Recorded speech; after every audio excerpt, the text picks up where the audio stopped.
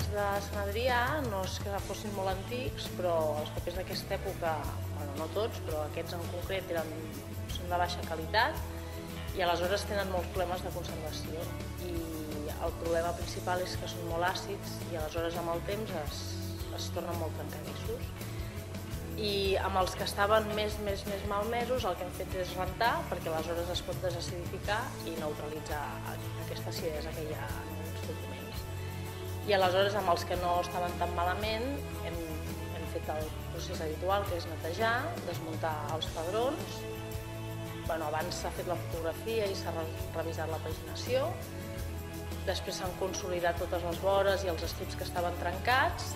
I amb els que hem rentat, a més els hem aprestat tots, després els hem aplanat i aleshores després s'ha fet una reproducció del relligat original que tenien i ja per acabar el que hem fet és unes capses de conservació perquè com que el paper és molt fràgil doncs puguin estar guardats sense que es facin malbé.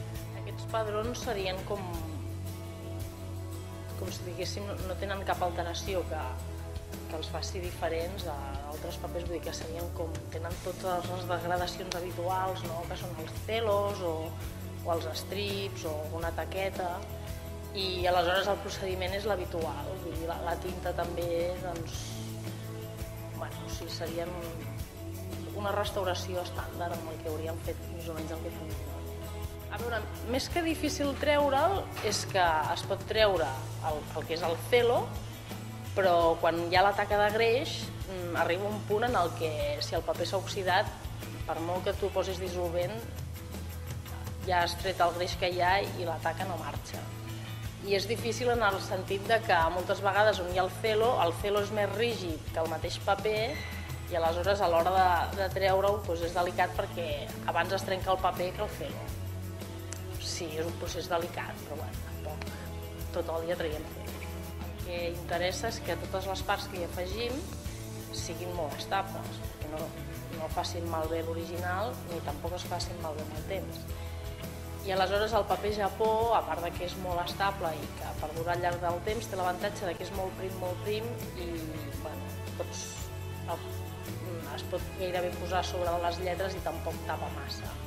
I un altre avantatge que té el paper japonès és que, tot i ser molt prim, doncs és molt resistent mecànicament. I aleshores, si nosaltres tapem un estrip amb aquest paper, no aporta gruixos, però en canvi sí que repara l'estrip.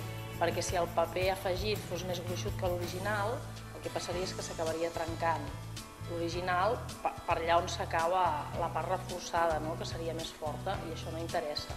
Interessa que si s'hagués de tornar a trencar, es trenqui l'afegit i no l'original. La restauració de papers no és gaire coneguda, però sí, no és una que fem nosaltres en el taller, és una que des de sempre els papers, quan es pot, es renten, no? Clar, si és un guaix o... Clar, sempre hi ha casos en els que és més complicat i s'han de prendre precaucions addicionals o només es renta una part, però sí, normalment els papers es renten. En aquest cas només hem rentat el que estava tot partit per la meitat, que era el que tenia problemes d'acidesa més grans. Els hem rentat perquè vam mirar el pH i estava un pH que permetia no rentar-los i vam fer una desacidificació però per polvorització, que també es pot fer. Els rentes, els deixes assecar, després et poses una altra cosa i quan estan secs agafes, és com difícil, però no ho sé, potser amb aquests, en total de feina, si només haguéssim estat amb aquests, potser seria un mes o una mica menys. L'ideal seria començar una cosa i acabar-la, però a part dels problemes de la realitat de la feina, que a vegades potser tindrà alguna peça que et diuen no, és que tenim una exposició i això s'exposa el dia 17 i aleshores, clar, encara que... O sigui, a part d'aquestes qüestions, també hi ha el fet que en restauració de paper hi ha molts processos en els que no pots... Això, si el paper s'ha d'assecar i triga un dia, doncs triga un dia i aleshores, clar, això també fa que vagis alternant amb les peces que tens al taller. El taller el tinc fa 10 anys.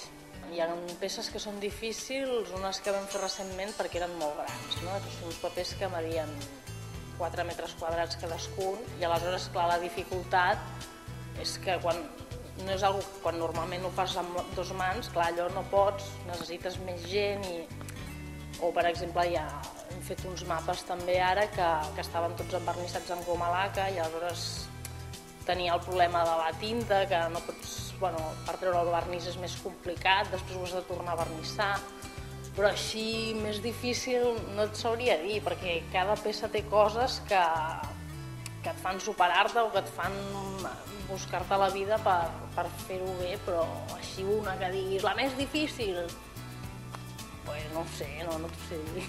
Em passa també que a vegades jo faig coses de les que estic molt orgullosa i que quan ho entrego penso, home, ara es quedaran bocabadats, i no, i amb coses que com que jo ja espero que el resultat sigui aquell, tampoc em sorprenen a mi tant, i en canvi després els altres sí que estan, vull dir que amb això sí que estic una mica desorientada perquè no saps mai, però sí, en general tothom està content i que tothom ho veu millor, sí.